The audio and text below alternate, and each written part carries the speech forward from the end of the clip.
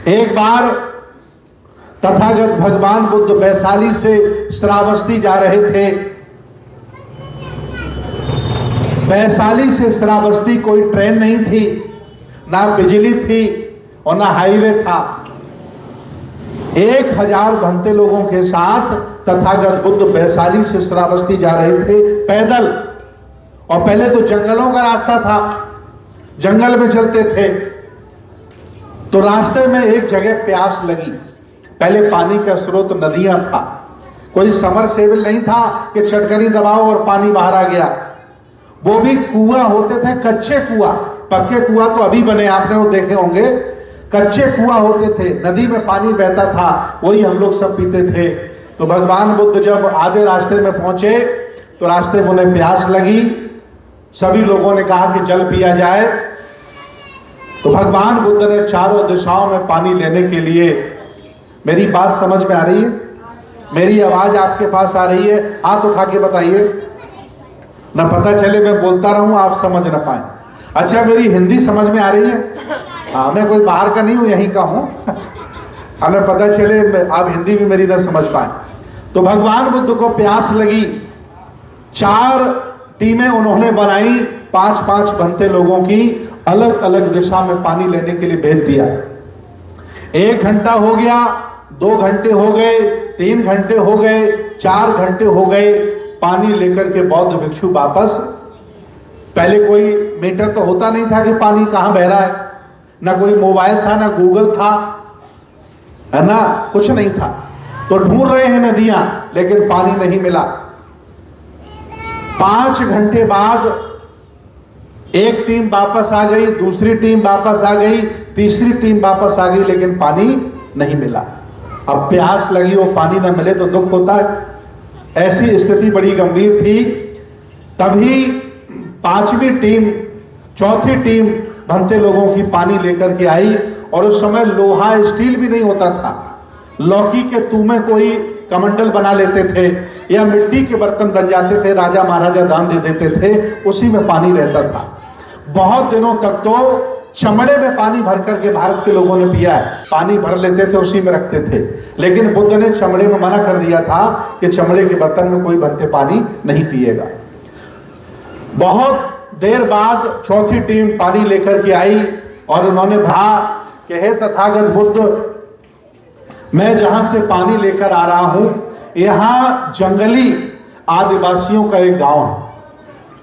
जंगली आदिवासियों का गांव है, नंगे पुंगे घूम रहे हैं और एक कच्चा कुआं है। उस कच्चे कुएं से पानी भर के मैं लाया हूं। लेकिन बता आपको मैं इसलिए रहा हूं कि जिस कुएं से मैं पानी लेकर आया हूं, उस कुएं में जो मिट्टी का पात्र नीचे पड़ा है, जिसमें पानी भर के निकाला जा रहा है, उस कुएं के पात्र में, जिसे आप गांव में बाल्टी कहते हैं, जिस बाल्टी से पानी निकाला जा रहा है, उसके नीचे छेद है। और जब तक हम पानी भर के नीचे से ऊपर लाते हैं, तब तक आधा पानी नीचे गिर जाता है। मुझे 10-15 बार बाल्टी नीचे डालनी पड़ी, मिट्टी का बर्तन, तब जाकर के पानी में भर के लाया। मैंने गांव के लोगों से कहा कि ये जो मिट्टी के बर्तन में छेद हैं, इनको बंद कर दीजिए, समय बहुत लगता है। तो गांव वाले बोले कि नहीं, ये हमारा परंपरागत नियम है। बाबा के जमाने में भी बाल्टी में छेद थे, बाबा के जमाने में बाल्टी में छेद थे और आज भी छेद हैं। हम ये परंपरा बदलने वाले।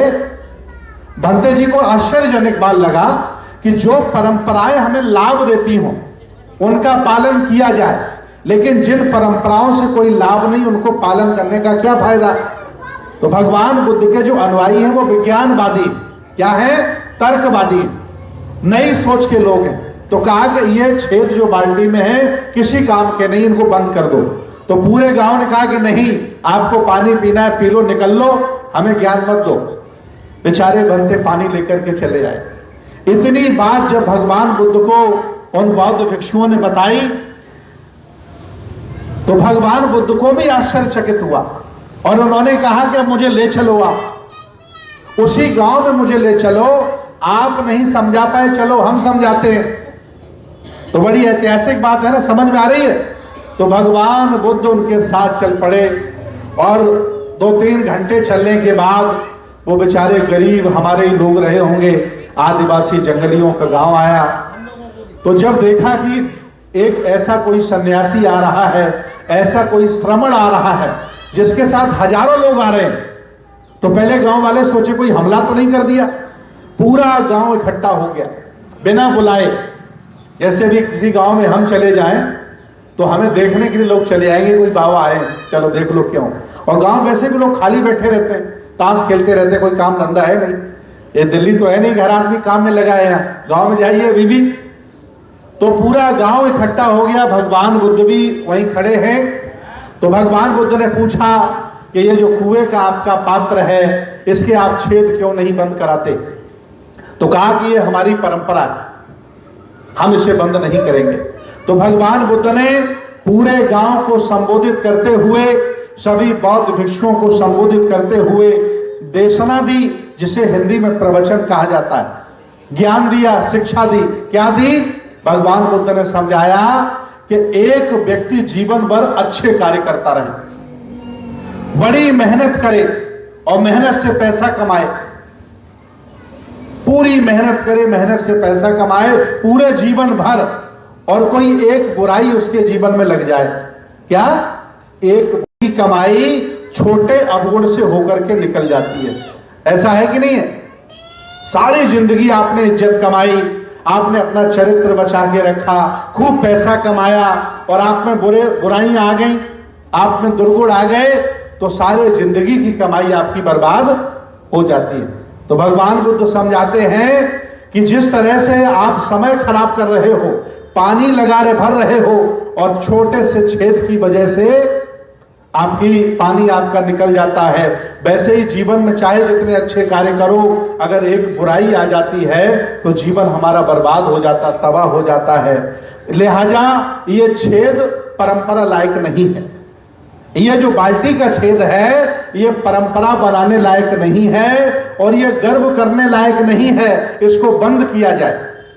भगवान बुद्ध की बात मानकर गांव के लोगों ने तुरंत नया पात्र डाला, और जब नया पात्र डाला तो बहुत कम समय में पानी निकलने लगा, क्योंकि छेद उसमें नहीं रहे थे। वैसे ही भगवान बुद्ध का धर्म है, जो व्यक्ति यहां आ जाता है वो बुराइयों से मुक्त, अवगुणों से मुक्त हो जाता है। इसलिए भगवान बुद्ध का धर्म जरूरी है। पूरे गांव के लोग बात माने, और बाल्टी के छेद हमेशा हमेशा के लिए बंद हो गए, और पूरा गांव भगवान बुद्ध का क्या बन गया? अनुयायी बन गया, शिष्य बन गया। तो अच्छी बात की इज्जत तब भी हुआ करती थी, और अच्छी बात की इज्जत हो सकता है कि बुरे लोग ज्यादा हो गए हों आपकी नजर में, लेकिन मेरे मन में ऐसा नहीं है। आज भी अच्छे लोग ज्यादा हैं, लेकिन अच्छे लोग इकट्ठे नहीं है, तो गुणों में बटे हैं, इसलिए बुरे लोग हावी हो गए अच्छे लोगों के ऊपर। इस तरह से मेरी बात